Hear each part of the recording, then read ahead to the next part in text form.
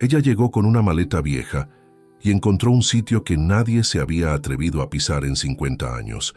Las paredes estaban cubiertas de maleza, las ventanas rotas parecían ojos vacíos y un árbol seco se erguía como guardián de un lugar maldito. Todo el mundo en el pueblo decía que aquella tierra cargaba la muerte, que quien se quedara allí no duraría una semana. Pero Olga no tenía nada más que perder y fue exactamente por eso que decidió quedarse. Puedes imaginar dormir sola en una casa donde una familia entera fue diezmada por la fiebre amarilla, donde el silencio es tan pesado que parece gritar. Pues fue eso lo que sucedió en el interior de Brasil, cuando una mujer sin destino heredó el único lugar que nadie quería. Aprovecha ahora para comentar aquí abajo desde dónde nos estás escuchando. Escribe tu ciudad y tu estado. Nos encanta saber que nuestros cuentos llegan a tantos lugares. Y si te está gustando esta historia, deja tu like y por favor, suscríbete al canal para no perderte los próximos cuentos. Tu suscripción es mucho más que un clic. Es un apoyo vital para nuestra comunidad, una mano amiga que nos impulsa a seguir compartiendo estas narrativas de fuerza y superación. Cada nuevo suscriptor nos acerca a nuestra meta de 1000 y al unirte, no solo recibes historias inspiradoras, sino que te conviertes en parte activa de un espacio donde nadie se siente solo. Ayúdanos a crecer y a llevar estos mensajes de esperanza a más corazones. A finales del siglo XIX, en regiones aisladas de Brasil, historias como esta eran comunes. Olga tenía 32 años cuando la carta del notario llegó. Estaba viviendo en una habitación alquilada en la parte trasera de una pensión, cosiendo ropa ajena para pagar la comida del día siguiente. La muerte de su marido había ocurrido 8 meses antes, y ella había salido de esa relación con solo la ropa puesta y una certeza que le ardía en el pecho. Nunca más viviría bajo el control de hombre alguno.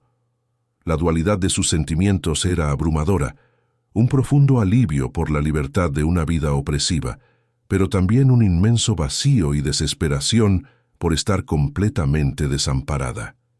El marido se había quedado con la casa, con los muebles, con todo lo que él creía que podía comprar. Olga se quedó con la libertad y un vacío inmenso que la acompañaba en cada paso. La carta llegó una mañana de agosto, con el sobre amarillento trayendo el sello de la notaría de un pueblo cuyo nombre Olga apenas podía pronunciar. La abrió pensando que era el cobro de alguna deuda olvidada, pero el texto decía otra cosa. Su tía abuela, Helena Monteiro, había fallecido a los 74 años, dejando a Olga una propiedad rural de 12 hectáreas. La lectura del testamento sería la semana siguiente, y Olga necesitó sentarse en la cama estrecha para procesar aquello. La abuela Helena era un nombre que ella había oído quizás 3 veces en la vida, siempre en susurros, siempre acompañado de silencios extraños. Una parienta distante, que vivía sola en el interior, que la familia no visitaba, sobre quien nadie gustaba de hablar. Olga ni siquiera sabía que ella todavía estaba viva y ahora tenía una propiedad a su nombre. 12 hectáreas, y Olga no tenía nada más en el mundo además de aquella carta y una maleta de cartón. A la mañana siguiente, puso dentro de la maleta las 3 mudas de ropa que poseía, el cepillo de dientes, un peine roto, jabón y la partida de nacimiento. Su vida entera cabía en una maleta que pesaba casi nada. Embarcó en el tren que la llevaría al interior y fueron horas de viaje atravesando paisajes que iban quedando cada vez más áridos, cada vez más distantes de cualquier cosa que Olga conociera. A cada estación que pasaba, ella sentía que se estaba alejando no solo de un lugar, sino de una vida entera que no quería más. El pueblo era pequeño, polvoriento, con una calle principal de piedras irregulares y casas bajas de adobe que parecían haber brotado de la propia tierra.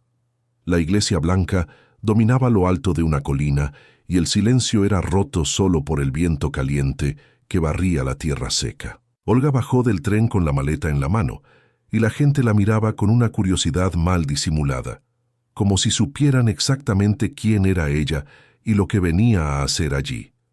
Preguntó por la notaría y un niño señaló un edificio bajo al final de la calle. El notario, señor Macedo, era un hombre de mediana edad, delgado como una rama seca, que la recibió con una expresión grave que no combinaba con el calor del día. La hizo sentar en una silla de madera y fue directo al asunto, sin rodeos. La propiedad que doña Elena había dejado estaba abandonada hacía 50 años. 50 años exactos desde que la fiebre amarilla había barrido la región y matado a toda la familia que vivía allí. Doña Elena, en aquella época, una joven de poco más de 20 años, había sido la única sobreviviente y había salido de aquel lugar jurando nunca más volver. El señor Macedo se quitó las gafas y las limpió con un pañuelo, y luego añadió que nadie quería aquella tierra, que la gente tenía miedo, que decían que el lugar estaba maldito y cargaba la muerte en las paredes. Olga sintió un escalofrío subir por la espalda. La fiebre amarilla era el terror del interior. Mataba en días. Hacía que las personas sangraran por los ojos y deliraran de fiebre hasta la muerte.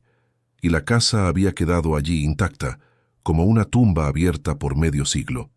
El señor Macedo añadió que ya había recibido una oferta de compra, pero era baja, solo 300.000 reales, y si ella quería aceptar, él podía gestionar la venta ese mismo día. Olga miró sus propias manos callosas de tanto coser, manos que temblaban de cansancio cada tarde. 300.000 reales era dinero. Daba para alquilar un lugar mejor, comprar una máquina de coser, quizás sobrevivir algunos meses con dignidad. Pero algo dentro de ella se negaba a aceptar. Era lo mismo que la había hecho salir de la opresión de su matrimonio. La misma terquedad que no la dejaba desistir, incluso cuando todo parecía perdido.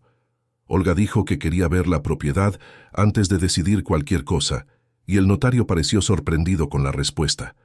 Él avisó que el camino era difícil, que quedaba a unos 10 kilómetros de allí por camino de tierra, y que el lugar estaba en condiciones terribles.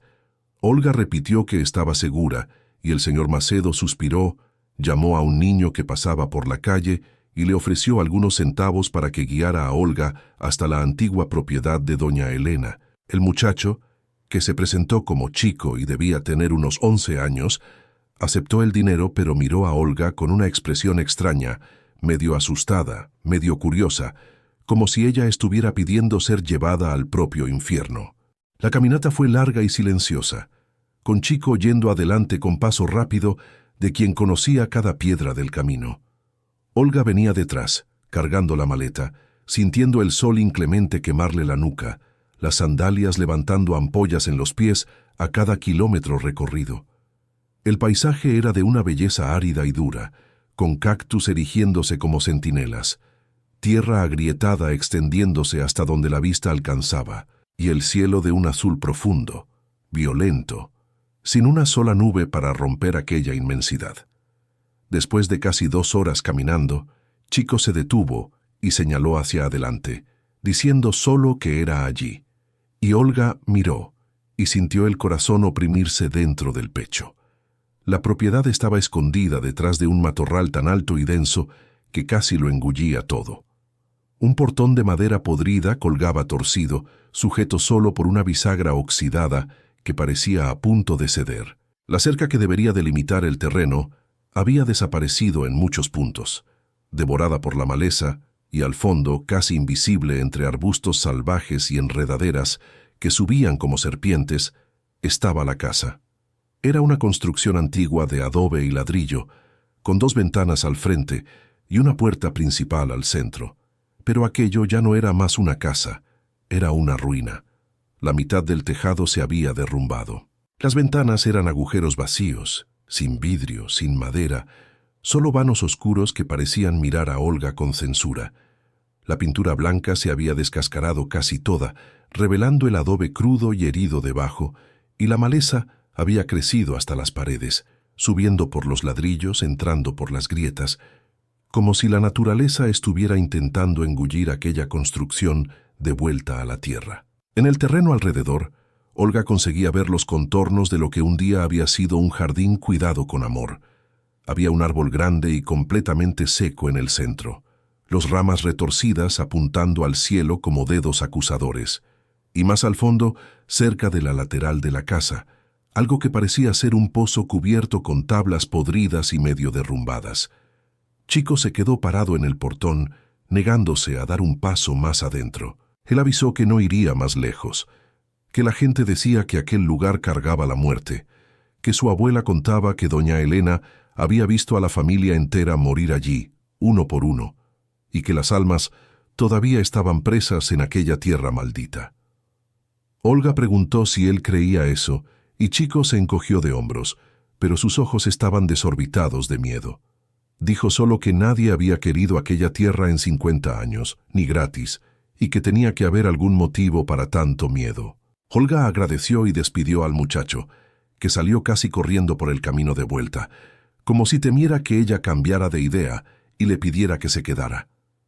Ella se quedó sola allí frente al portón caído, sosteniendo su maleta de cartón, mirando la ruina que ahora era suya por derecho de herencia. El silencio era absoluto, pesado.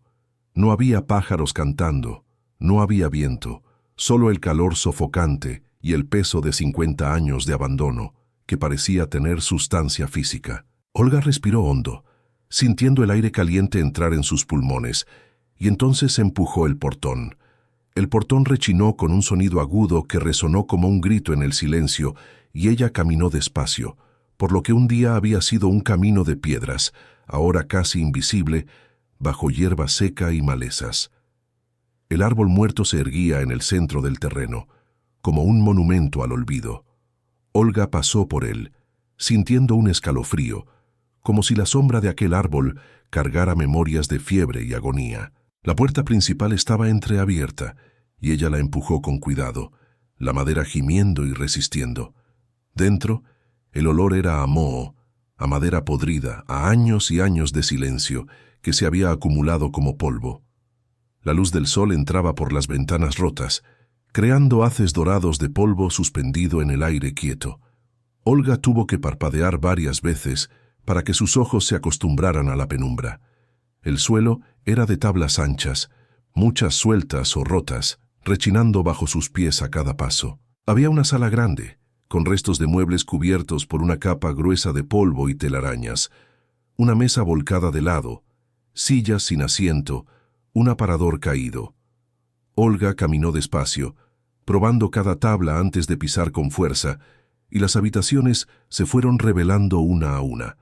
Una cocina con una estufa de leña todavía en pie, pero cubierta de termitas y abandono, 2 cuartos pequeños con ventanas rotas y paredes manchadas de humedad que dibujaban mapas abstractos, y un cuarto más grande al fondo, con una cama de hierro oxidada y un armario volcado. Pero había algo más, algo que Olga sintió apenas entró en aquella casa. Una sensación extraña de que el lugar no parecía muerto, solo adormecido, esperando. Las paredes eran gruesas y sólidas.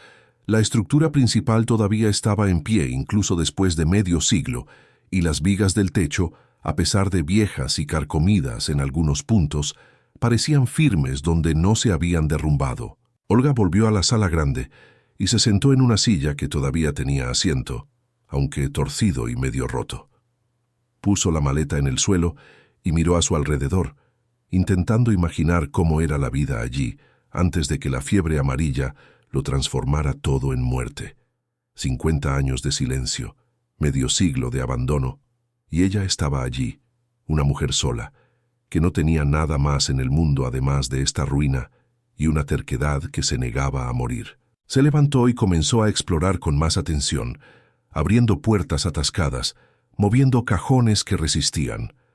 En el cuarto más grande, encontró una cómoda vieja con cajones que costaron abrir, y cuando finalmente consiguió tirar del primero, un olor fuerte a moho y naftalina invadió el aire.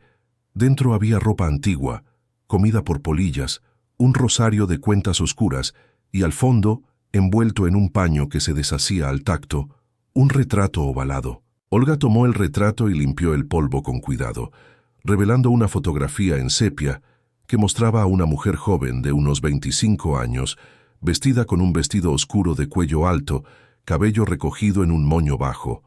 La mujer miraba directamente a la cámara con una expresión seria, pero con algo más en los ojos, una mezcla de dolor, determinación y supervivencia que Olga reconoció porque veía lo mismo en el espejo.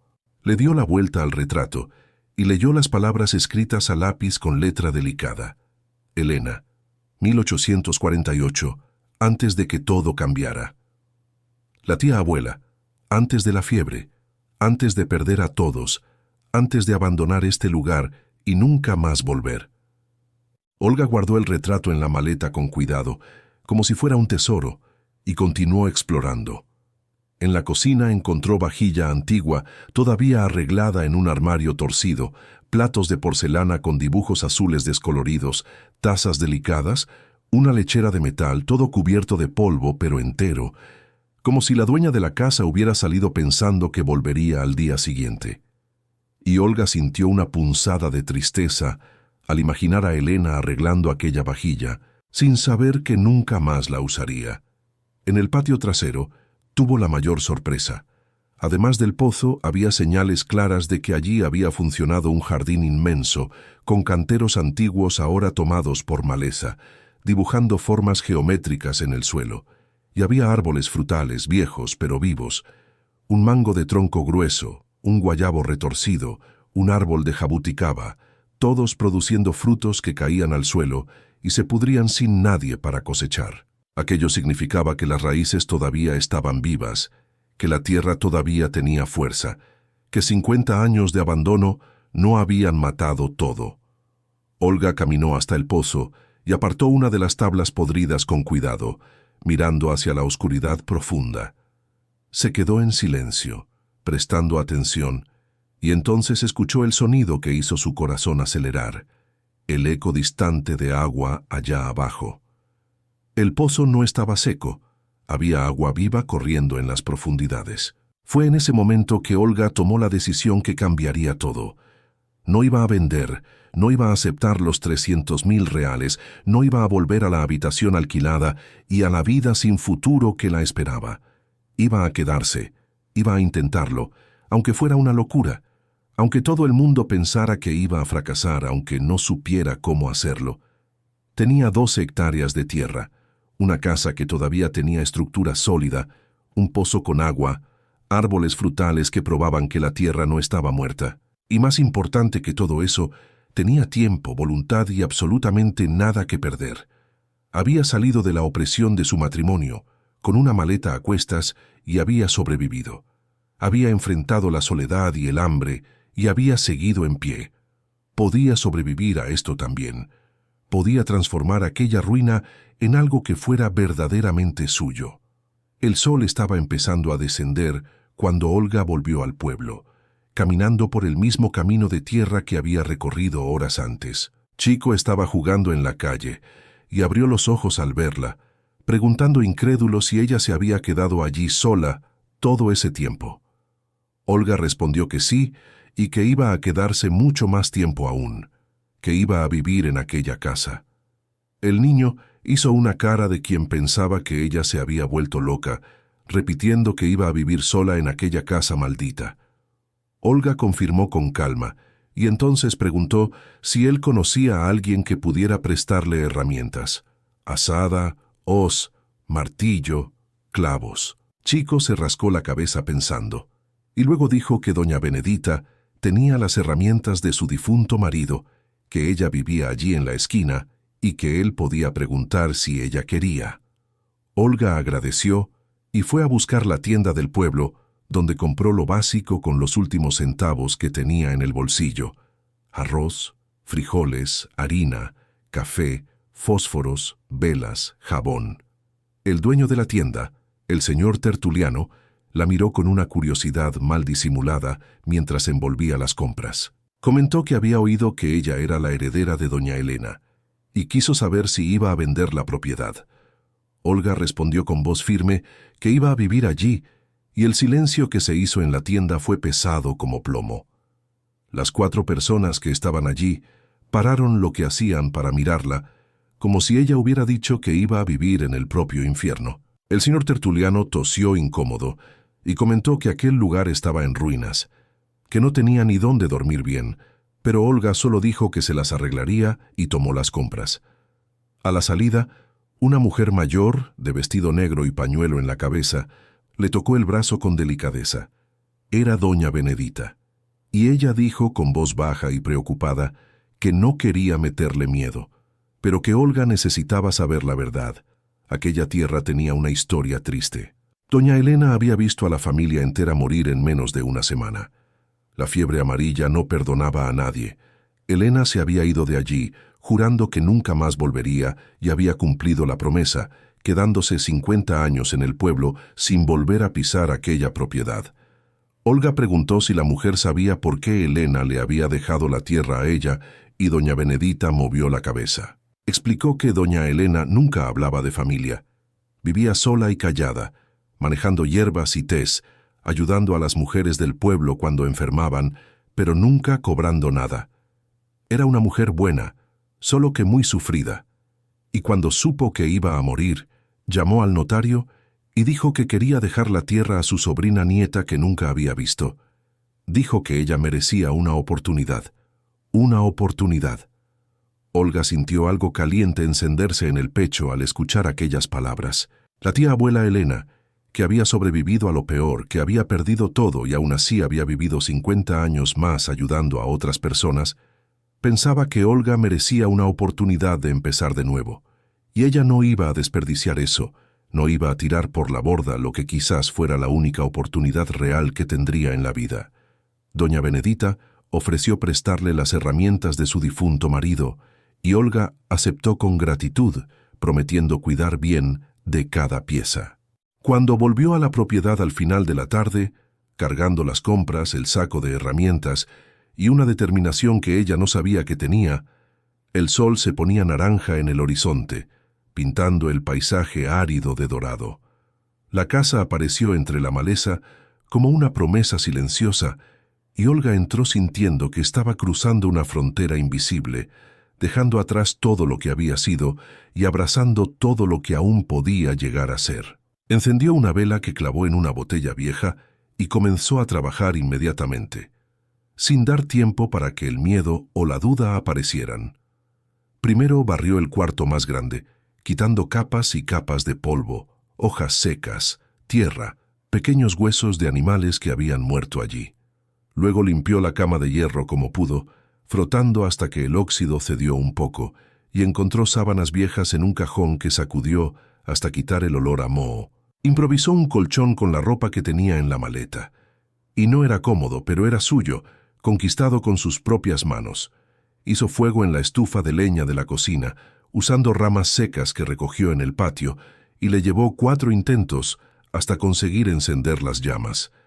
Pero cuando el fuego finalmente prendió y comenzó a crepitar, Olga sintió una pequeña victoria que calentó más que las llamas. Cocinó arroz y frijoles en una olla vieja que encontró en el armario, y comió sentada en el suelo de la cocina a la luz de la vela, escuchando los sonidos de la noche entrar por las ventanas rotas.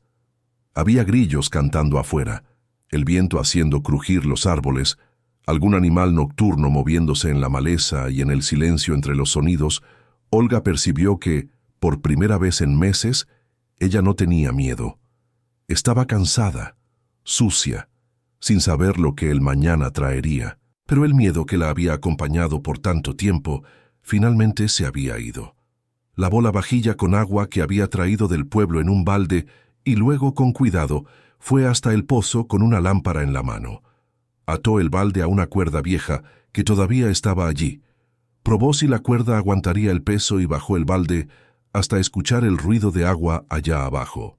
Tiró de vuelta con esfuerzo, los músculos de los brazos ardiendo, y el balde vino lleno de agua cristalina, fría, tan limpia, que reflejaba la luz de la lámpara. Olga probó con cuidado que el agua era buena, dulce, sin sabor a tierra o óxido. El pozo estaba vivo, y eso significaba que ella podía sobrevivir allí, que no necesitaría cargar agua del pueblo todos los días. Se bañó con agua fría en el patio trasero de la casa, donde nadie podía ver, usando jabón que ardía en las ampollas que ya se estaban formando en las palmas de sus manos de tanto barrer y limpiar. Se vistió con la única ropa limpia que aún tenía. Se recogió el cabello mojado en un moño apretado y se acostó en la cama de hierro que rechinaba a cada movimiento. El techo tenía un agujero grande por donde ella podía ver las estrellas, miles de estrellas brillando en el cielo oscuro del interior, lejos de cualquier luz que pudiera opacar aquel brillo. Olga se quedó mirando aquel cielo infinito y pensó en su tía abuela Elena, en la joven del retrato de 1849. ¿Habría ella dormido en esta misma cama? ¿Habría mirado estas mismas estrellas? ¿Habría soñado con un futuro diferente antes de que todo se derrumbara a su alrededor? El cansancio venció las preguntas, y Olga se durmió con el sonido del viento en los árboles antiguos y la certeza profunda de que había tomado la decisión correcta. Esta casa la estaba esperando. Esta tierra estaba esperando a alguien que tuviera el coraje de intentarlo de nuevo, de creer que un nuevo comienzo era posible incluso después de medio siglo de muerte. Y ella iba a intentarlo, aunque tardara años, aunque se rompiera varias veces por el camino, aunque todo el mundo en el pueblo pensara que estaba loca.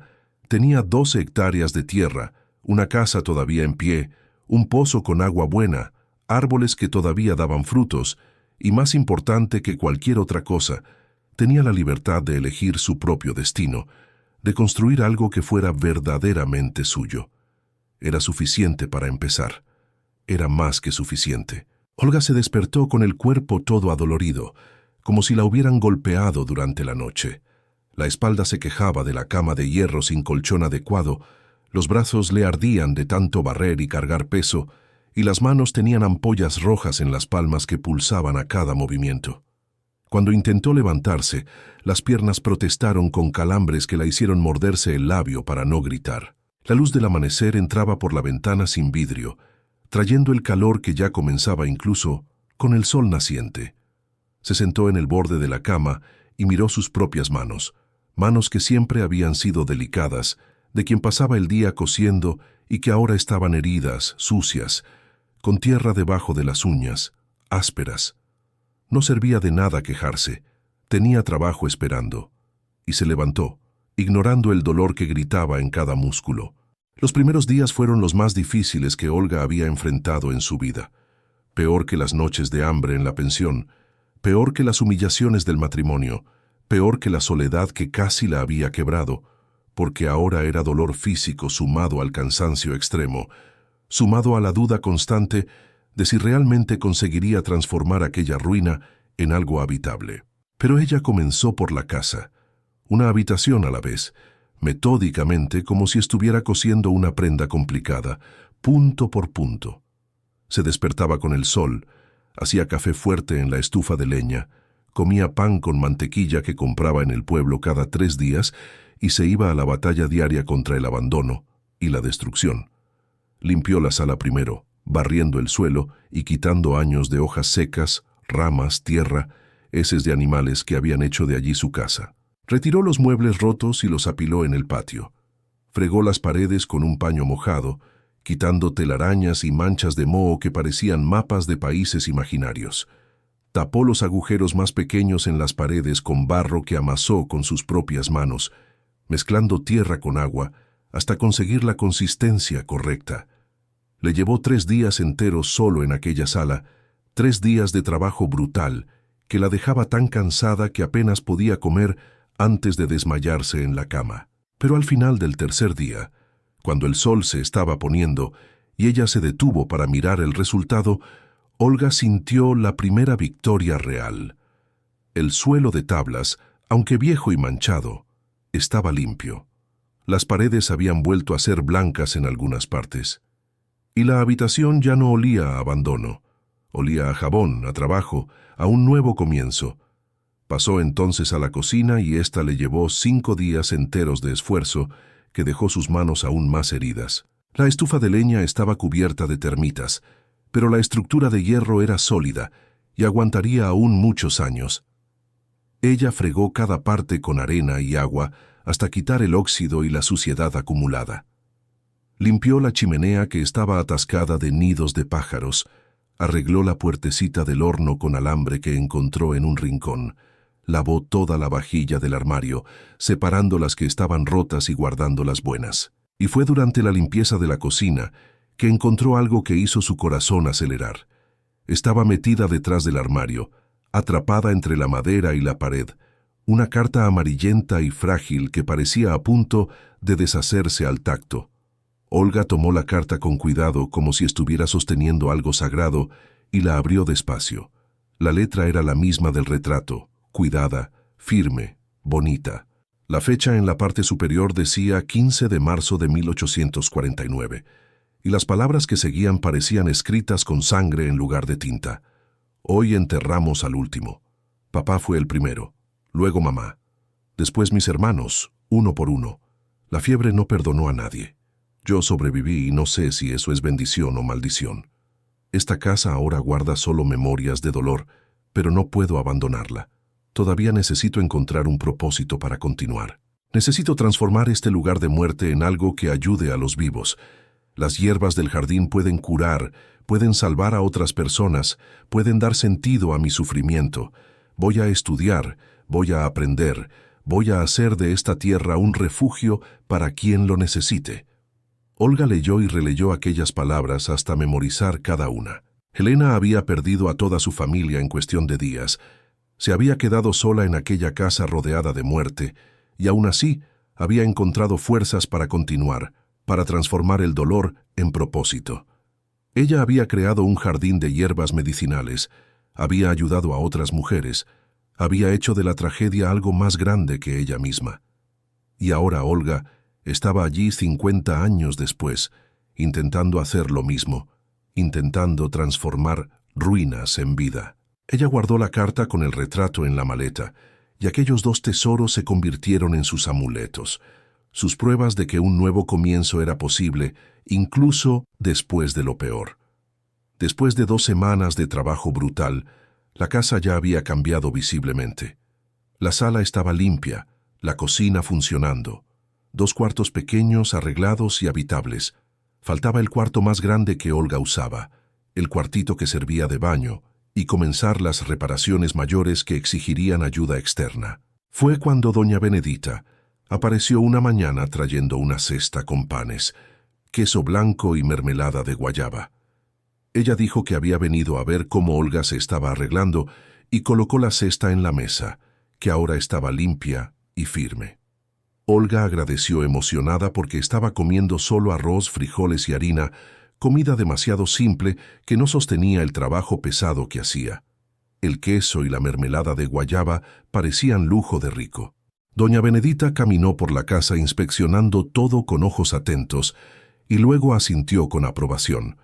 Comentó que Olga trabajaba bien, que estaba quedando limpio y organizado, pero que necesitaba arreglar el tejado pronto antes de que llegara la lluvia y lo inundara todo. Olga sabía eso. Veía el cielo a través de los agujeros en el techo, pero no tenía dinero para comprar tejas, ni sabía cómo hacer la reparación sola. Doña Benedita entonces le contó sobre un herrero que vivía en el pueblo, un hombre llamado Tomás, viudo hacía unos 3 años, que era buen trabajador y honesto. Ella dijo que él podría echar un vistazo y hacer un presupuesto justo, y que quizás aceptaría ser pagado poco a poco o a cambio de algún servicio, ya que Olga sabía coser y él tenía necesidades que el dinero solo no resolvía. Tomás Ferreira apareció 2 días después, llegando a pie por el camino de tierra con una bolsa de herramientas a la espalda. Olga estaba en el patio intentando limpiar la maleza alrededor del pozo, cuando escuchó los pasos y se giró para ver a un hombre alto, de unos 30 y pocos años, hombros anchos de quien trabaja con las manos, cabello oscuro con algunos hilos grises en las sienes. Tenía una expresión seria, pero ojos gentiles, y explicó que doña Benedita le había dicho que ella necesitaba a alguien que entendiera de construcción. Olga se limpió las manos en la falda y confirmó, pero fue honesta desde el principio. Dijo que no tenía dinero para pagar ahora, que solo lo tendría cuando comenzara a plantar y vender en la feria, lo que podía tardar meses. Tomás no respondió inmediatamente, solo caminó alrededor de la casa, evaluando todo con una mirada profesional. Probó las paredes empujando con las manos, entró y miró el tejado por dentro, examinando las vigas. Luego subió a una escalera vieja que encontró apoyada e inspeccionó por fuera. Cuando bajó se limpió las manos en el pantalón y encaró a Olga con expresión seria. Explicó que la estructura estaba buena, que las vigas estaban firmes, pero que necesitaba unas 50 tejas nuevas, arreglar los cabrios en 2 puntos y reforzar la cumbrera. Se podría hacer en 3 días de trabajo. También había visto que las ventanas estaban sin marco y él podía hacer nuevas, más simples, pero que cerraran bien. Y la puerta principal necesitaba ser cambiada porque se caería con la primera ráfaga de viento fuerte. Olga preguntó cuánto costaría todo aquello, sintiendo el estómago apretarse de ansiedad. Tomás se rascó la barba sin afeitar y hizo las cuentas en voz alta. Tejas y madera daría unos 300.000 reales y su trabajo más 200.000, 500.000 en total. Era mucho más de lo que Olga tenía. Era más de lo que ella conseguiría juntar en meses. Ella admitió con voz baja que no tenía aquel dinero, que tenía solo unos 50.000 reales, que había gastado todo en comida y herramientas básicas. Tomás se quedó en silencio por un momento, mirándola. Después miró la casa de nuevo, la propiedad, la maleza que ella ya había empezado a limpiar sola, el pozo que ella había destapado. Preguntó si ella estaba viviendo allí sola, y Olga confirmó que sí, que hacía 2 semanas y que pretendía quedarse, que iba a hacer que aquella propiedad funcionara de nuevo, aunque le llevara años. Tomás asintió despacio, como si estuviera tomando una decisión importante, y entonces contó que doña Benedita había mencionado que Olga cosía bien. Explicó que tenía una hermana menor, Lucinda, que vivía con él desde que su esposa había muerto, y que necesitaba ropa nueva, porque las que tenía estaban rotas y remendadas demasiado. Si Olga hacía 3 vestidos para Lucinda y 2 camisas para él, 5 prendas en total, él haría el tejado y las ventanas sin cobrar la mano de obra. Ella solo pagaría el material, los 300.000 reales, y podía pagar a plazos 50.000 por mes durante 6 meses. Olga sintió los ojos humedecerse porque era la primera vez desde que llegara que alguien ofrecía ayuda real sin esperar que ella fallara, sin juzgar su decisión de quedarse en aquel lugar maldito. Ella aceptó la propuesta con voz embargada, agradeciendo de corazón, y Tomás esbozó una media sonrisa que transformó su rostro serio en algo más suave. Dijo que volvería al día siguiente con las telas, hilos, botones y las medidas de Lucinda anotadas en un papel y que comenzaría el trabajo en el tejado 2 días después. Se fue caminando por el mismo camino de tierra, y Olga se quedó parada viéndolo alejarse, sintiendo algo cálido en el pecho que no conseguía nombrar bien. No era atracción aún, no. Era más un reconocimiento, una sensación de que había encontrado a alguien que entendía lo que era reconstruir la propia vida. Ladrillo por ladrillo. Tomás volvió según lo prometido, trayendo telas de algodón en colores sobrios, hilos resistentes, botones de madera y las medidas de Lucinda anotadas con una letra cuidada. Olga tomó todo como si fuera un tesoro, porque hacía meses que no cosía y extrañaba aquel trabajo que siempre había sido su refugio. 2 días después, él comenzó el trabajo en el tejado, llegando temprano con las herramientas y el material, subiendo con cuidado a las vigas viejas.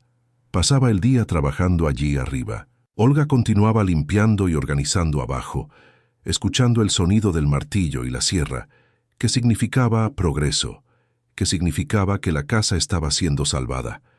Tomás era silencioso, eficiente, cuidadoso. No desperdiciaba material, no holgazaneaba. Trabajaba con la dedicación de quien respeta su propio oficio y entiende el valor de cada clavo. A la hora del almuerzo, Olga preparaba comida para 2 y al principio la ofreció con vergüenza, pensando que él la rechazaría, porque los hombres solían ser demasiado orgullosos para aceptar comida de una mujer que apenas podía mantenerse. Pero Tomás aceptó agradeciendo. Se sentó en la mesa limpia de la sala y comió en silencio respetuoso, sin hacer preguntas invasivas o comentarios sobre la decisión de Olga de vivir sola en aquel lugar. Fue durante esos almuerzos que comenzaron a conversar poco al principio, frases cortas sobre el trabajo y el clima, pero poco a poco las historias fueron saliendo naturalmente. Tomás contó que había quedado viudo hacía 3 años, que su esposa había muerto de parto intentando dar a luz a su primer hijo y que había perdido a los dos de una vez, esposa y bebé.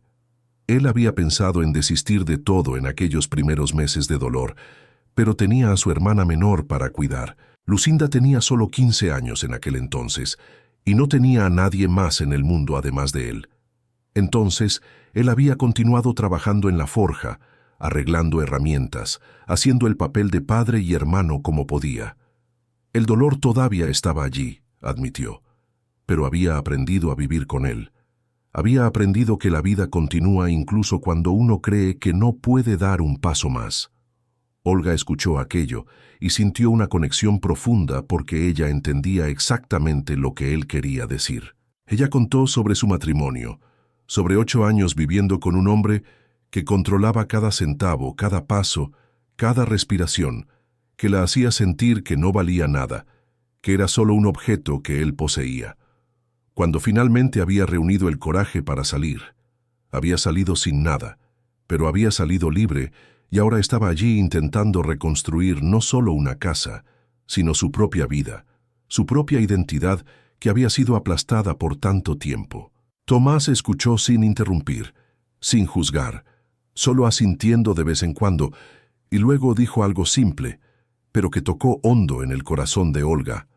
Dijo que coraje no era no tener miedo, era continuar incluso con miedo, y que ella era una de las personas más valientes que él conocía.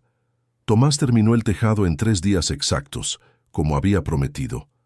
Las tejas nuevas brillaban bajo el sol de la tarde, rojas y perfectas, y la casa ya no tenía agujeros en el techo.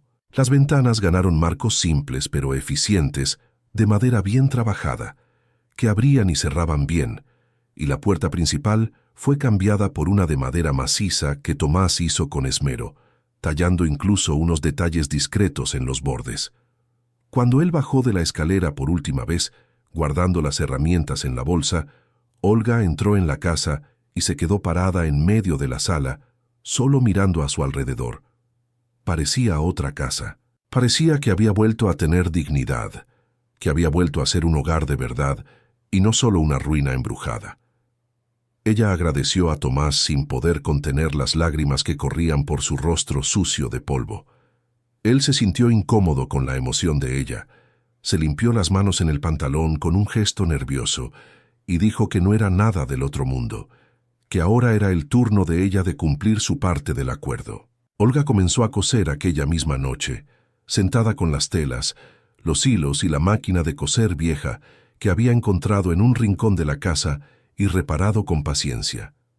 Trabajó a la luz de la lámpara, haciendo costuras perfectas que siempre habían sido su marca. Cada punto dado con cuidado y atención. Cada vestido era hecho con gratitud, con el reconocimiento del valor de un intercambio justo entre 2 personas que respetaban el trabajo una de la otra. Le llevó 2 semanas terminar las 5 prendas. 3 vestidos para Lucinda, en colores diferentes pero todos prácticos y bien hechos. Y 2 camisas para Tomás, una de trabajo más simple y otra para usar los domingos.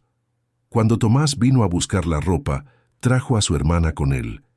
Lucinda era una joven de 18 años, cabello oscuro, recogido en trenzas, ojos tímidos, pero curiosos. Miró a Olga con admiración mal disimulada, y después de probarse uno de los vestidos, agradeció con voz suave, diciendo que nunca había tenido ropa tan bonita y bien hecha. Tomás también se probó una de las camisas y quedó impresionado con el ajuste perfecto, con los botones bien cosidos, con la calidad del trabajo. Agradeció de nuevo y entonces ofreció algo que Olga no esperaba.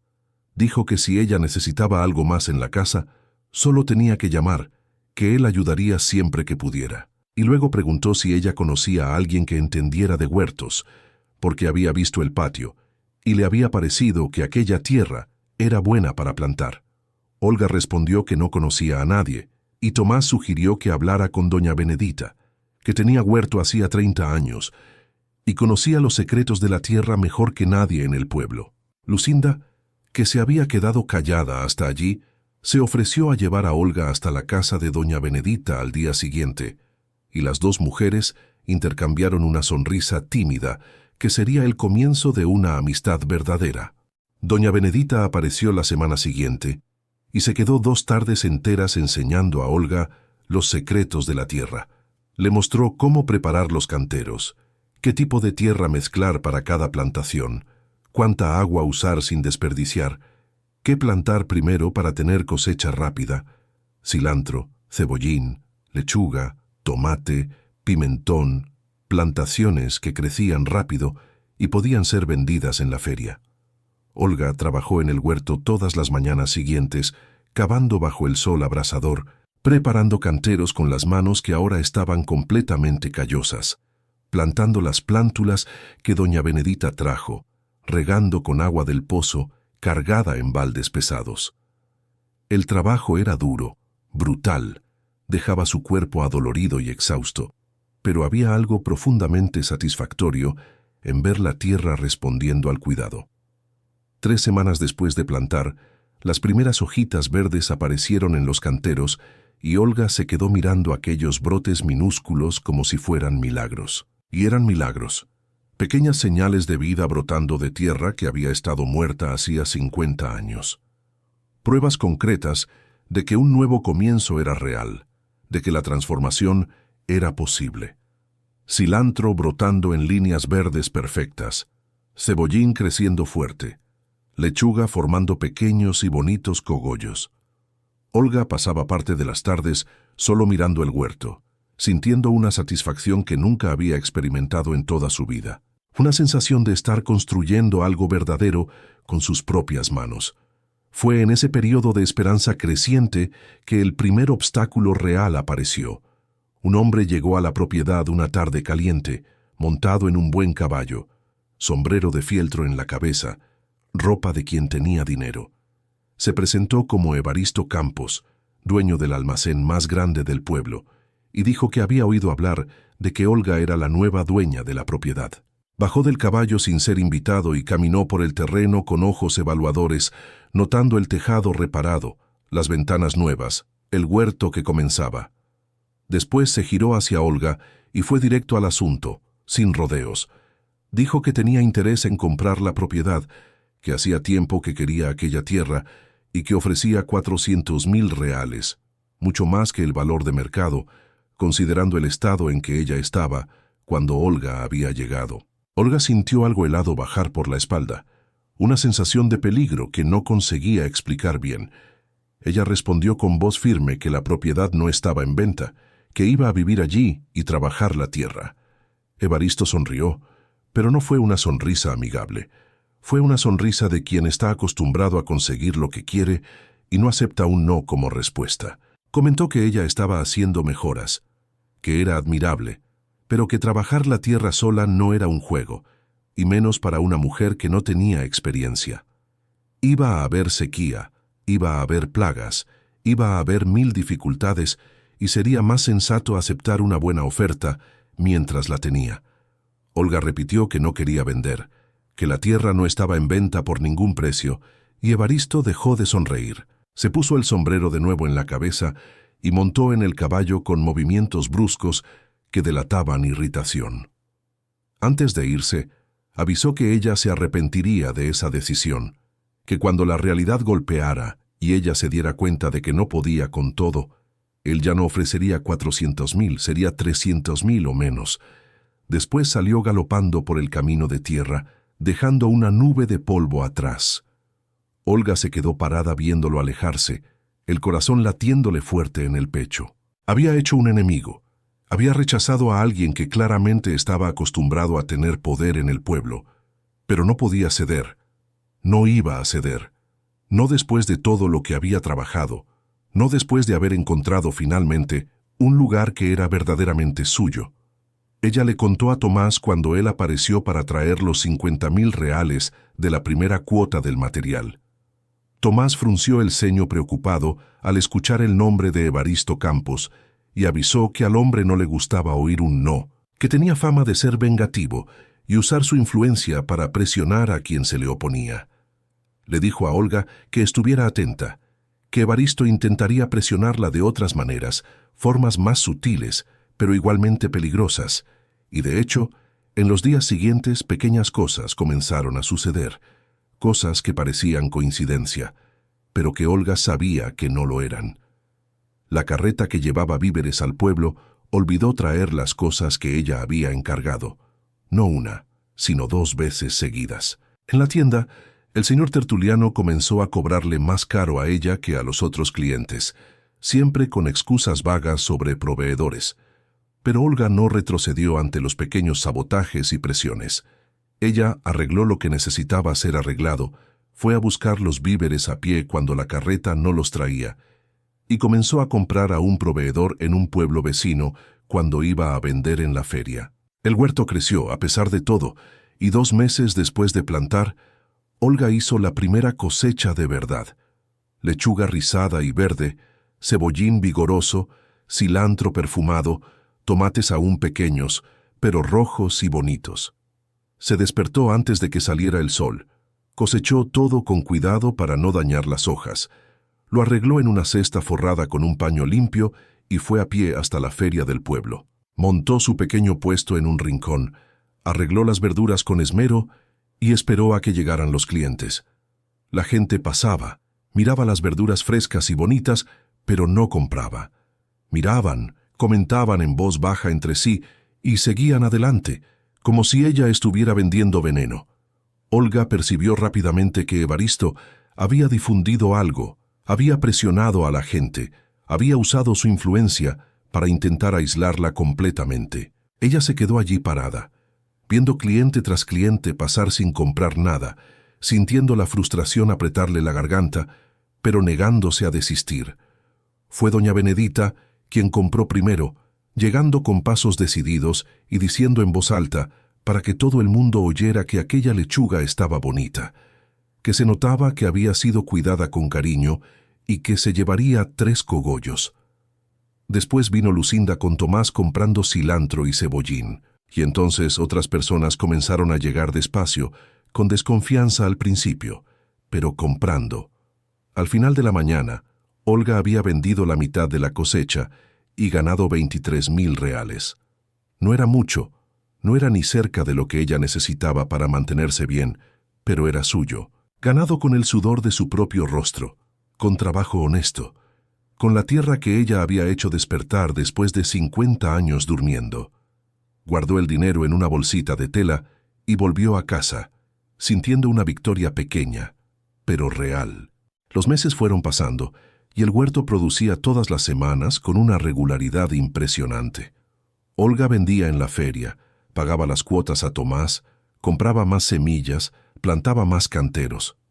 Consiguió algunas gallinas que doña Benedita le dio de regalo y ellas comenzaron a poner huevos que Olga también vendía en la feria. Hizo queso con leche que una vecina traía a cambio de verduras. Y el queso se convirtió en un éxito entre las mujeres del pueblo que apreciaban el sabor suave y la textura firme. La casa fue cambiando poco a poco, cobrando vida con cada pequeña mejora. Ganó color cuando Olga compró pintura barata y pintó la fachada de blanco, el blanco brillando limpio bajo el sol fuerte. Ganó flores cuando ella plantó crisantemos al frente, semillas que Lucinda trajo y que brotaron en colores vibrantes. Ganó vida de verdad cuando ella abría las ventanas todos los días por la mañana, dejando que el sol y el viento entraran y se llevaran los últimos vestigios del olor a abandono. Olga también fue cambiando de formas que ella misma apenas reconocía cuando se miraba en el espejo roto que había encontrado. El cuerpo, que era delgado, se volvió fuerte, con músculos definidos en los brazos y en las piernas. Las manos callosas sostenían la azada con firmeza y confianza. El rostro quemado por el sol había ganado pecas y una expresión diferente. Ya no había miedo en sus ojos. Había determinación, había orgullo, había la certeza de quien sabía exactamente quién era y de lo que era capaz. Tomás comenzó a aparecer más a menudo, siempre con alguna excusa práctica. Ver si la puerta estaba aguantando el uso, verificar si el tejado seguía firme, traer un trozo de carne que había sobrado de la feria. Pero Olga percibía que no era solo eso. Percibía en la forma en que él se demoraba más tiempo, cómo conversaba más, cómo ayudaba con cosas pequeñas, sin cobrar o siquiera mencionar pago, y ella comenzó a esperar sus visitas con una ansiedad diferente. Comenzó a arreglarse el cabello antes de que él llegara, a hacer café más esmerado, a fijarse en la forma en que él sonreía cuando creía que ella no estaba mirando. Pero no hablaban de eso todavía. Era demasiado pronto. Los dos tenían heridas aún recientes que necesitaban tiempo antes de ser tocadas de nuevo. Fue una tarde de sábado, cuando Olga estaba volviendo de la feria con la cesta vacía y el corazón ligero, porque había vendido todo, que ella decidió explorar la parte del patio que aún no había limpiado bien. Era un área en la parte trasera, escondida detrás de la casa, cubierta por una maleza densa que ella había evitado hasta allí, porque parecía más difícil de limpiar. Pero ahora, con la casa restaurada y el huerto produciendo, ella quería expandir, quería usar cada pedazo de aquella tierra. Tomó la hoz y comenzó a cortar la maleza, trabajando despacio, porque la vegetación estaba entrelazada de forma complicada. Le llevó casi 2 horas abrir un camino, y fue cuando ella vio algo que hizo su corazón dispararse. Había canteros allí, canteros antiguos, pero aún visibles bajo la maleza, dispuestos en forma circular alrededor de un área central. Y había plantas, no plantas comunes, sino hierbas diferentes, algunas que Olga reconoció y otras que nunca había visto. Ruda, romero, menta, boldo, hierba de limón, toronjil y otras que ella no sabía nombrar, pero que exhalaban perfumes fuertes y medicinales. El jardín de hierbas de Elena, el jardín que ella había mencionado en la carta, estaba allí olvidado, pero no muerto. Algunas hierbas habían sobrevivido solas por 50 años, creciendo salvajes, esparciéndose, esperando que alguien volviera a cuidarlas. Olga limpió aquella área con un cuidado reverente, como si estuviera desenterrando algo sagrado. Cortó la maleza alrededor, definió los canteros de nuevo, identificó las hierbas que aún vivían, y entonces en el centro del jardín circular encontró algo que la hizo caer de rodillas. Era una pequeña construcción de piedra medio escondida por la vegetación, pareciendo un banco o un altar bajo. Olga limpió las piedras y vio que había algo esculpido en ellas. Letras gastadas por el tiempo, pero aún legibles. Para aquellos que sufren, que estas hierbas traigan alivio. Para aquellas que necesitan refugio, que esta tierra sea abrigo. Elena, 1850. Las lágrimas escurrieron por el rostro de Olga sin que ella pudiera controlarlas. Elena había construido aquello un año después de la tragedia, un año después de perder a toda la familia. Había transformado su dolor en propósito, había creado un jardín de curación, un lugar de refugio para otras mujeres. Y ahora Olga estaba allí descubriendo ese legado, entendiendo finalmente por qué Elena le había dejado la tierra a ella. No era solo herencia de tierra y piedras, era herencia de propósito, era la responsabilidad de continuar algo más grande que ambas. Olga se quedó allí sentada por largo tiempo, con las manos sucias de tierra, rodeada por las hierbas antiguas, sintiendo la presencia de Elena como si ella estuviera allí, aprobando, bendiciendo, pasando el testigo. Cuando volvió a casa, ya era casi de noche y encontró a Tomás esperando en el portón. Él le explicó que había venido a traer unas tejas extras que habían sobrado por precaución y se había preocupado al no encontrarla. Olga estaba tan emocionada con el descubrimiento que las palabras salieron en un torrente, contándole sobre el jardín de hierbas, sobre la inscripción en la piedra, sobre el legado de Elena. Tomás escuchó todo con atención y después pidió ver el jardín. Ella lo llevó hasta allí y él quedó impresionado con la extensión y la organización, incluso después de medio siglo abandonado. Comentó que aquellas hierbas valían oro, que muchas personas en el pueblo y en los alrededores pagaban bien por remedios naturales, especialmente las mujeres que no tenían dinero para médico. Fue en ese momento, parados en medio del jardín circular, mientras el sol se ponía pintando el cielo de naranja y morado, que algo cambió entre ellos. Tomás miró a Olga de un modo diferente, con una intensidad que ella sintió en el pecho, y dijo que ella era extraordinaria, que estaba haciendo algo que nadie creía posible, que estaba honrando la memoria de Elena, de una forma que iba más allá de restaurar la propiedad. Olga sintió el rostro enrojecer y respondió que no era extraordinaria. Era solo demasiado terca para desistir. Pero Tomás movió la cabeza.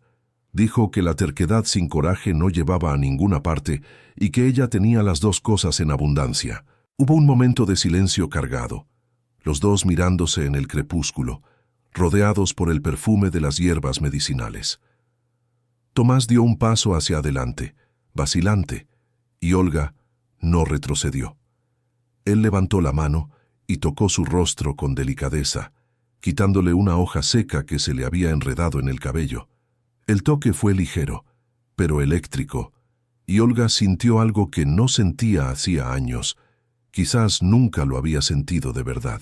No era pasión desesperada, era algo más profundo, más sólido, como raíces entrelazándose bajo la tierra. Tomás abrió la boca para decir algo, pero en ese momento oyeron el ruido de caballos acercándose, y los dos se apartaron rápidamente.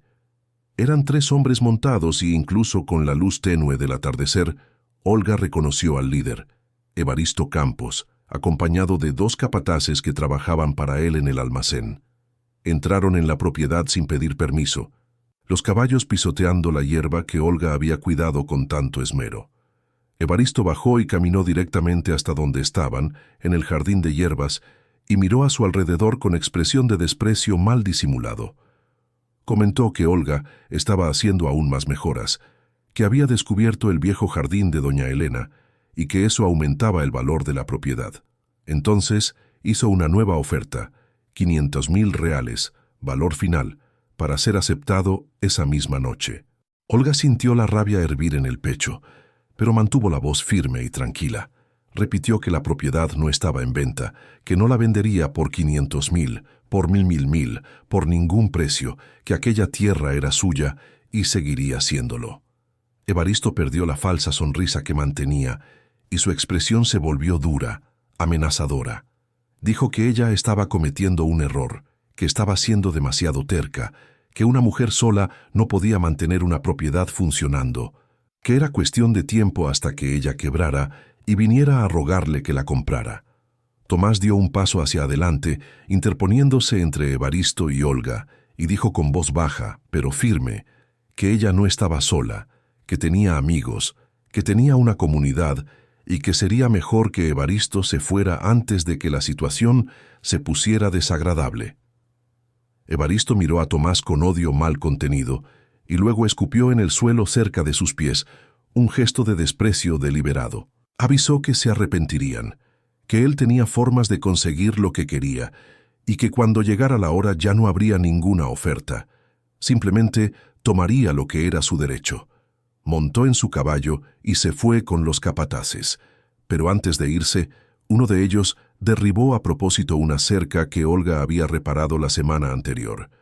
Fue una advertencia clara, una demostración de que podían causar daño cuando quisieran y que no se detendrían hasta conseguir lo que querían. Después de que se fueron, Olga sintió que las piernas le flaqueaban y tuvo que sentarse en el suelo del jardín.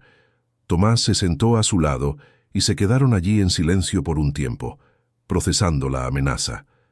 Después él dijo que necesitaban tener cuidado, que Evaristo era peligroso cuando se le contrariaba, que ya había arruinado a otras personas que se le habían opuesto. Pero también dijo que Olga no estaba sola en esto, que él ayudaría, que estaría atento, que movilizaría a otras personas para proteger la propiedad si fuera necesario.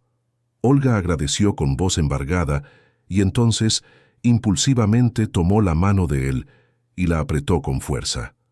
Tomás correspondió al apretón y se quedaron allí sentados de la mano mientras la noche caía completamente y las estrellas comenzaban a aparecer. En los días siguientes, las cosas empeoraron. La cerca que había sido derribada fue solo el comienzo. Algunas gallinas de Olga desaparecieron durante la noche, probablemente robadas. El agua del pozo amaneció sucia una mañana, con tierra y hojas arrojadas dentro a propósito, y Olga tuvo que pasar el día entero limpiando. Parte del huerto fue pisoteada, no por animales, sino por botas pesadas que dejaron marcas claras en el suelo. Eran ataques calculados, hechos para cansar, para desmoralizar, para hacer que Olga desistiera sin que hubiera prueba clara de quién estaba haciendo. Pero ella no desistió. Reparó la cerca de nuevo, esta vez reforzando con estacas más gruesas. Encerró a las gallinas restantes en un gallinero improvisado que Tomás ayudó a construir. Limpió el pozo y lo cubrió con una tapa pesada que requería fuerza para abrir. Replantó los canteros destruidos, trabajando bajo el sol abrasador, con una determinación que rozaba la terquedad. A cada sabotaje, ella reconstruía más fuerte, más preparada. Y la gente del pueblo comenzó a percibir lo que estaba sucediendo. Comenzaron a hablar entre sí sobre el coraje de aquella mujer que se negaba a ser intimidada. Lucinda comenzó a pasar más tiempo en la propiedad, ayudando a Olga con el huerto y aprendiendo sobre las hierbas medicinales que ahora estaban limpias y organizadas. Las dos mujeres desarrollaron una amistad verdadera, con Lucinda admirando la independencia de Olga y Olga apreciando la dulzura y la inteligencia de la joven. Doña Benedita también aparecía con frecuencia, trayendo comida, ofreciendo consejos y haciendo cuestión de comprar en la feria de Olga todas las semanas, siempre hablando en voz alta sobre la calidad de los productos para que otros oyeran. El huerto continuó produciendo, y Olga comenzó a vender también las hierbas medicinales, haciendo bolsitas de té de cada tipo y explicando a las mujeres cómo usar. El té de boldo para problemas de hígado, el de manzanilla para calmar, el de menta para la digestión, el de hierba de limón para la fiebre. Las mujeres compraban, experimentaban y volvían a comprar más, impresionadas con la eficacia. Algunas comenzaron a buscar a Olga para pedir consejos sobre enfermedades y ella compartía lo que estaba aprendiendo, estudiando los papeles antiguos de Elena, que había encontrado guardados en una caja de madera en el armario. Fue durante una de esas búsquedas por más papeles de Elena que Olga encontró la última carta escondida dentro de un libro viejo de recetas caseras. La carta era diferente de las otras, más larga, más personal, escrita en 1899, pocos meses antes de que Elena muriera. En ella, Elena contaba su historia completa por primera vez. Contaba sobre la fiebre amarilla que había matado a su familia entera en una semana de horror. Contaba sobre cómo había pensado en desistir de vivir, sobre cómo el dolor era tan grande que respirar dolía, pero contaba también sobre cómo había decidido transformar aquel dolor en algo útil, sobre cómo había estudiado las hierbas que crecían en la propiedad, sobre cómo había comenzado a ayudar a otras mujeres en secreto, porque en aquella época no era bien visto que una mujer soltera practicara medicina casera. La carta terminaba con un pedido directo y conmovedor. Si alguien un día encuentra estas palabras, pido que continúe lo que comencé. Este lugar fue construido con dolor, pero puede ser mantenido con amor. Estas hierbas salvan vidas. Este refugio acoge almas. No dejes morir lo que tanto costó nacer. Pásalo adelante como yo hubiera querido hacer, pero no tuve tiempo. Olga leyó aquella carta 3 veces, cada palabra grabándose en su corazón. Elena no le había dejado la propiedad por casualidad. Se la había dejado porque sabía de alguna forma que Olga necesitaba aquel lugar tanto como el lugar la necesitaba a ella. Un ciclo, una continuación, un legado que necesitaba ser honrado. Y Olga entendió en aquel momento cuál era su verdadero propósito allí. No era solo reconstruir una casa o plantar un huerto, era continuar el trabajo de Elena, era transformar aquella tierra en un refugio de nuevo, que era ayudar a otras mujeres que lo necesitaran, así como ella misma lo había necesitado. Si estás animando a Olga a proteger lo que construyó, deja tu like ahora y comparte esta historia con quien también cree en los nuevos comienzos. Pero el destino aún tenía una última prueba reservada para testar la fuerza de Olga. Una noche de viernes, cuando ella estaba durmiendo profundamente, después de un día entero trabajando en la expansión del jardín de hierbas, se despertó con un olor extraño. Humo. Saltó de la cama, aún aturdida por el sueño, y corrió hasta la ventana. El gallinero estaba en llamas, llamas amarillas y naranjas lamiendo la madera seca, crepitando alto en el silencio de la noche. Salió corriendo descalza, Tomó baldes, los llenó en el pozo y comenzó a arrojar agua. Pero el fuego era demasiado fuerte. Había sido provocado a propósito, con algo que hacía que las llamas se extendieran rápido. Las gallinas gritaban desesperadas dentro de la estructura en llamas y Olga consiguió abrir la puerta para que escaparan, pero el gallinero estaba perdido. Ella continuó arrojando agua para evitar que el fuego se extendiera a la casa o al huerto, trabajando hasta que los brazos no aguantaran más. Fue cuando vio las sombras de dos hombres saliendo corriendo del monte, montando en caballos que estaban escondidos y huyendo a galope. Ella no vio los rostros en la oscuridad, pero no necesitaba ver para saber quién había mandado hacer aquello. El gallinero ardió hasta convertirse en cenizas y brasas, y cuando el fuego finalmente se apagó solo, ya estaba casi amaneciendo. Olga se quedó allí sentada en el suelo, sucia de hollín, el rostro manchado de lágrimas y sudor, mirando las ruinas humeantes. Había llegado la hora de enfrentar a Evaristo de frente, de una vez por todas. No podía seguir fingiendo que él se detendría. No podía seguir solo reaccionando a los ataques. Necesitaba actuar. Al amanecer, Olga se dio un baño frío para quitarse el hollín. Se vistió con su ropa más limpia, se recogió el cabello en un moño firme y fue directamente al pueblo. Pasó primero por la casa de Tomás y le contó lo que había sucedido durante la noche. Él se puso pálido de rabia al oír sobre el incendio y quiso ir con ella al almacén de Evaristo inmediatamente. Pero Olga le pidió que no fuera. No aún. Ella necesitaba hacer aquello sola. Necesitaba mostrar que no tenía miedo, que no se escondería detrás de ningún hombre para librar sus batallas. A Tomás no le gustó, pero respetó su decisión, solo haciéndole prometer que si había algún problema, alguna amenaza real, ella gritaría y él estaría lo suficientemente cerca para oír.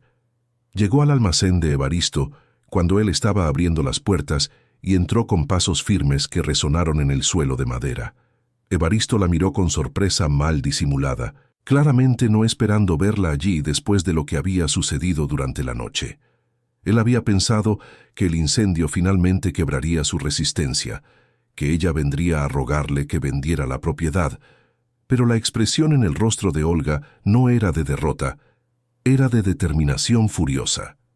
Ella se detuvo frente al mostrador y dijo con voz que no temblaba, que sabía que él había mandado quemar el gallinero, que había visto a sus hombres huyendo y que aquello era un crimen, que lo denunciaría a las autoridades. Evaristo se rió, una risa sin humor que sonó a ladrido. Respondió que ella no tenía ninguna prueba, que haber visto sombras en la oscuridad no probaba nada y que ninguna autoridad le creería a una mujer sola contra un hombre de respeto como él. Después se inclinó sobre el mostrador, quedando peligrosamente cerca de ella, y dijo, con voz baja y amenazadora, que el incendio había sido solo una advertencia, que cosas peores podían suceder, que la próxima vez podía ser la casa entera y que sería mucho más sensato que ella aceptara su oferta mientras aún tenía algo para vender. Olga no retrocedió ni un centímetro, solo lo miró directamente a los ojos y respondió que él podía quemar todo, podía destruir todo, pero mientras ella estuviera viva, aquella tierra sería suya y que él tendría que matarla para quitársela de allí. El silencio que siguió fue pesado como plomo. Evaristo se puso rojo de rabia, pero antes de que pudiera responder, la puerta del almacén se abrió y doña Benedita entró, seguida por Lucinda y después por 3 mujeres más del pueblo. Ellas habían visto a Olga entrando en el almacén y habían venido detrás, sabiendo que algo estaba sucediendo. Doña Benedita caminó hasta el mostrador y dijo en voz alta, para que todo el mundo oyera, que el gallinero de Olga había sido quemado durante la noche, que había sido un acto criminal, y que todo el mundo en el pueblo sabía quién estaba detrás de aquello. Evaristo intentó negarlo, pero las mujeres no le dieron espacio. Comenzaron a hablar todas al mismo tiempo, contando sobre las presiones que él ejercía, sobre cómo manipulaba precios, sobre cómo usaba su posición para perjudicar a quien se le oponía. Fue entonces cuando el señor Macedo, el notario, entró en el almacén. También él había oído la conmoción y venía a investigar. Y cuando entendió lo que estaba sucediendo, Su expresión se volvió seria. Dijo que quemar propiedad ajena era un crimen grave, que incluso sin pruebas directas, el patrón de intimidación era claro y que él, como oficial de la ley, tenía la obligación de reportar aquello a las autoridades competentes. Evaristo intentó argumentar, intentó usar su influencia, pero por primera vez estaba acorralado, rodeado por testigos, por personas que ya no tenían miedo de hablar contra él. La comunidad, especialmente las mujeres que Olga había ayudado con las hierbas medicinales, se había levantado en su defensa. El señor Macedo dijo que convocaría una audiencia pública para discutir el caso, que llamaría al juez de la comarca, y que hasta entonces Evaristo debería mantenerse alejado de la propiedad de Olga, bajo pena de prisión inmediata. Evaristo salió del almacén furioso, empujando a la gente en su camino, pero por primera vez, desde que había comenzado su campaña de intimidación, había perdido. Olga se quedó allí parada, rodeada por las mujeres del pueblo, y sintió algo cálido y poderoso en el pecho. No estaba sola, nunca había estado realmente sola. Tenía una comunidad, tenía personas que creían en ella, que la apoyaban, que estaban dispuestas a luchar a su lado. En los días siguientes, mientras esperaba la audiencia pública, Olga trabajó más duro que nunca. Construyó un gallinero nuevo con madera, que Tomás trajo, más grande y más seguro que el anterior. Compró 20 gallinas de buena estirpe con el dinero que había guardado de las ventas en la feria, y en una semana tenía un pequeño lote produciendo huevos de nuevo. Expandió el huerto, plantando más variedades, aprovechando la tierra buena que había descubierto en la parte trasera de la propiedad, y dedicó tiempo especial al jardín de hierbas, estudiando las propiedades de cada planta, haciendo anotaciones como Elena había hecho décadas antes, aprendiendo a preparar tés, pomadas y compresas. Las mujeres del pueblo comenzaron a buscarla con más frecuencia, pidiendo ayuda para enfermedades variadas. Olga atendía a todas con paciencia, compartiendo lo que aprendía, enseñando a otras mujeres a usar las hierbas, creando una red de conocimiento que se extendía por la comunidad. Algunas mujeres venían con problemas que iban más allá de enfermedades físicas. Venían con marcas de violencia doméstica, con historias de maridos abusivos, con miedos y dolores que no tenían remedio en las hierbas, pero encontraban alivio en la escucha y en el acogimiento. Olga ofrecía lo que podía: un lugar seguro para conversar, consejos prácticos sobre cómo salir de situaciones peligrosas y principalmente la prueba viva de que era posible reconstruir la vida sola. La audiencia pública ocurrió 3 semanas después del incendio en la iglesia del pueblo, porque era el único lugar lo suficientemente grande para acomodar a todo el mundo que quiso ir. El juez de la comarca vino especialmente para escuchar el caso. Un hombre de mediana edad, de expresión severa pero ojos justos, Evaristo estaba allí con su abogado, vestido con ropa cara, confiado en que su posición y dinero harían la diferencia. Olga estaba del otro lado, vestida de forma sencilla, pero rodeada por doña Benedita, Lucinda, Tomás y al menos 20 personas más del pueblo que habían venido a apoyarla. El juez escuchó primero a Evaristo, quien negó todas las acusaciones. Dijo que era un hombre honesto, que nunca había hecho nada contra Olga, que las acusaciones eran infundadas y motivadas por envidia de su éxito. Después escuchó a Olga, quien contó todo desde el principio, desde la primera oferta de compra hasta el incendio, describiendo cada sabotaje, cada amenaza, cada presión. Y entonces el juez llamó a testigos y una por una, las personas del pueblo fueron al frente a contar lo que sabían. Doña Benedita contó sobre las presiones que Evaristo ejercía sobre los comerciantes. El señor Tertuliano, dueño de la tienda, admitió avergonzado que le había cobrado más caro a Olga porque Evaristo había amenazado con dejar de comprarle. Otras personas contaron historias similares, creando un patrón claro de abuso de poder. El juez escuchó todo en silencio, tomando notas, y al final llamó al señor Macedo para testificar sobre la ley y los derechos de propiedad. Después pidió un receso para deliberar. Salió de la iglesia y regresó media hora después con la decisión. Dijo que aunque no había prueba directa de que Evaristo hubiera ordenado el incendio, Había evidencia clara de intimidación sistemática, abuso de posición económica e intento de forzar la venta de propiedad a través de coacción. Todo esto era ilegal y punible. La sentencia fue clara. Evaristo debería pagar a Olga una indemnización de 500.000 reales por los daños causados. Estaba prohibido acercarse a la propiedad de ella o hacer cualquier tipo de contacto, y cualquier nuevo intento de intimidación resultaría en prisión inmediata. El silencio en la iglesia fue roto por aplausos, principalmente de las mujeres presentes.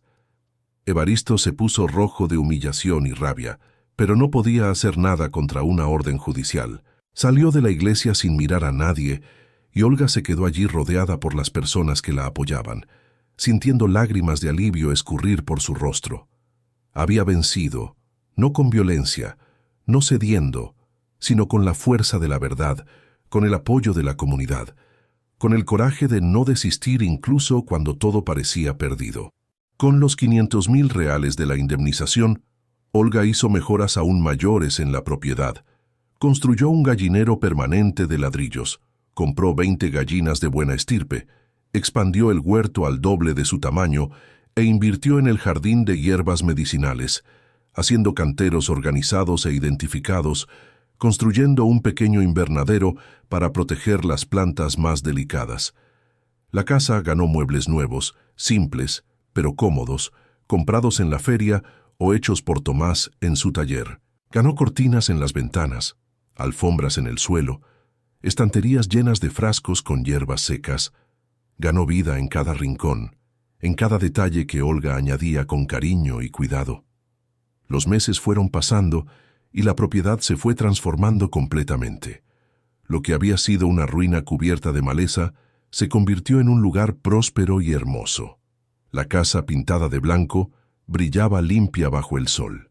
Las ventanas siempre abiertas dejaban entrar luz y aire fresco, y flores de todos los colores crecían en los canteros del frente.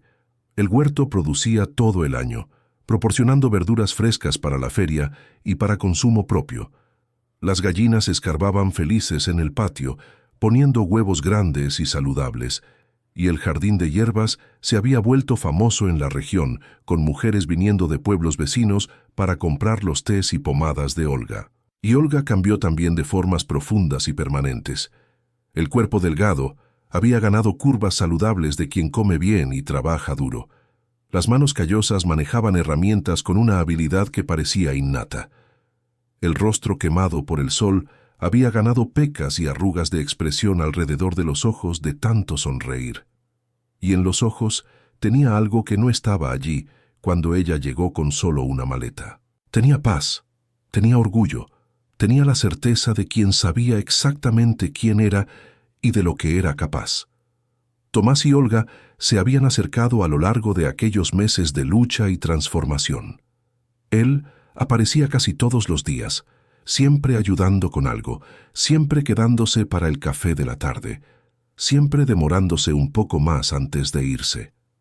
Y una tarde de diciembre, casi un año después de que Olga hubiera llegado, él finalmente dijo lo que ambos ya sabían hacía meses. Él dijo que le gustaba a ella, que la admiraba más que a cualquier persona que conocía, que se despertaba pensando en ella y se dormía pensando en ella, y que quería estar a su lado, no solo como amigo, sino como compañero de vida.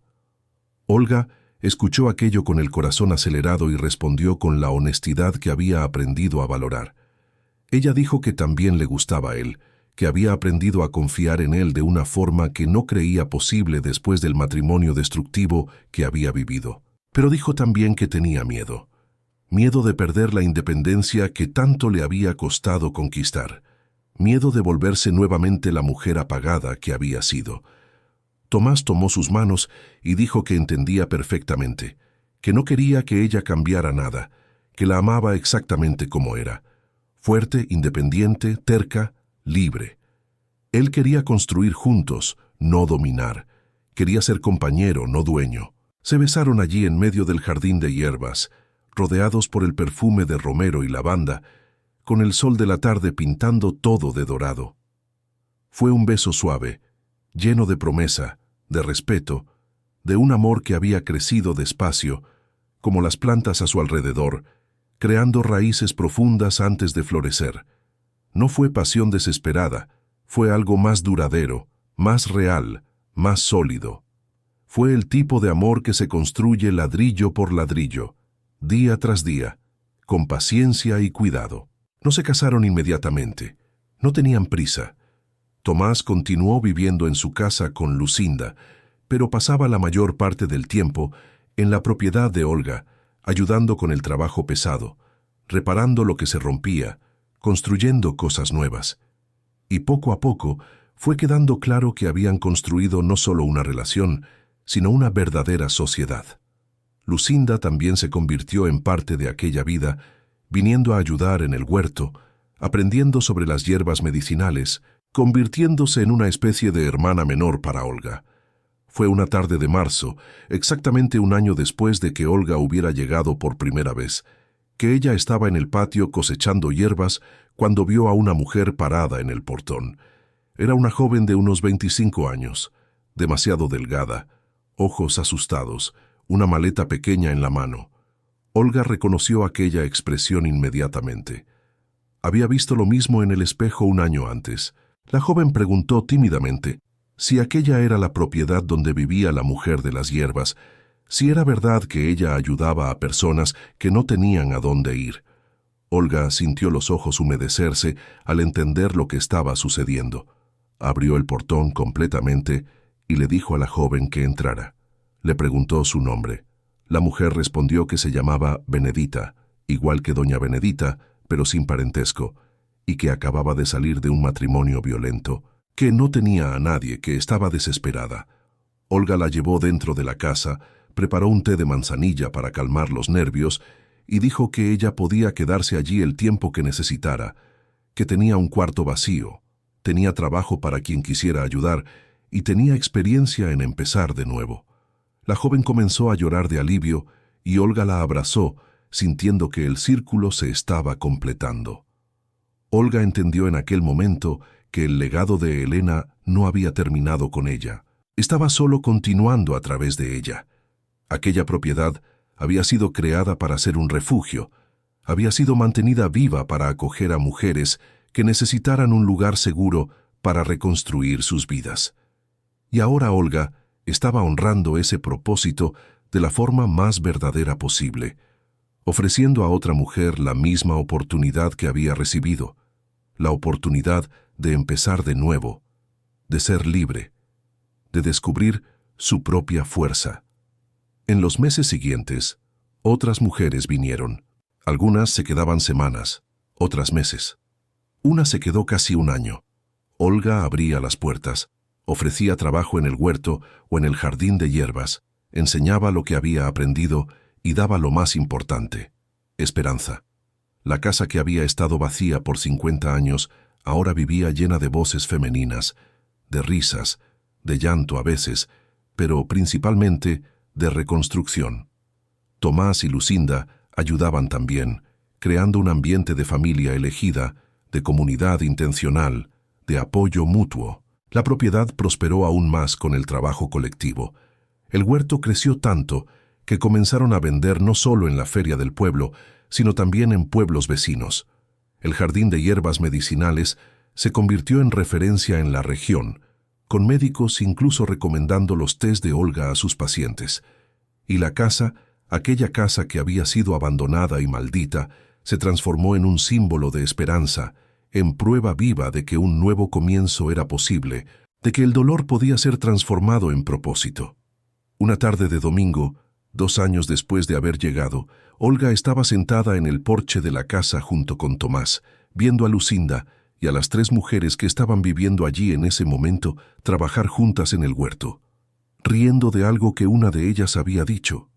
El sol se estaba poniendo, pintando todo de dorado y naranja, y Olga miró a su alrededor, intentando absorber aquel momento. La casa restaurada y viva, los jardines exuberantes, las personas trabajando felices, las gallinas escarbando, la paz absoluta de aquel lugar que un día había sido solo muerte y abandono. Tomás tomó su mano y le preguntó en qué estaba pensando. Olga respondió que estaba pensando en su tía abuela Elena, en la mujer que había perdido todo, pero había transformado su dolor en algo más grande. Estaba pensando en cómo aquella tierra había esperado 50 años por alguien que tuviera el coraje de continuar el legado. Estaba pensando en cómo ella misma había llegado allí con una maleta pequeña, sin nada, sin esperanza, y ahora lo tenía todo. Tenía un hogar, tenía un propósito, tenía amor, tenía una comunidad, tenía una vida verdadera construida con sus propias manos, ladrillo por ladrillo, planta por planta, día a día. Tomás apretó su mano y dijo que Elena había elegido bien, que había dejado la propiedad a la persona exacta que la necesitaba y que ella necesitaba. Olga sonrió y corrigió suavemente, diciendo que no había sido Elena quien la había elegido. Había sido la tierra, había sido el destino, había sido alguna fuerza mayor que sabía que aquel lugar y ella se necesitaban mutuamente. Y al aceptar la herencia, al decidir quedarse, ella no solo había recibido 12 hectáreas de tierra, había recibido una vida nueva, una identidad nueva, un propósito que iba más allá de ella misma. Los años continuaron pasando y la propiedad se convirtió en leyenda en la región, el lugar donde vivía la mujer de las hierbas, el lugar donde mujeres en desesperación encontraban refugio y reconstrucción, el lugar que había sido maldito y se había convertido en bendición. Olga nunca olvidó los días difíciles del comienzo, las manos llenas de ampollas, las noches durmiendo en el suelo, el miedo a no conseguirlo, la soledad pesada, las amenazas de Evaristo, cada obstáculo superado.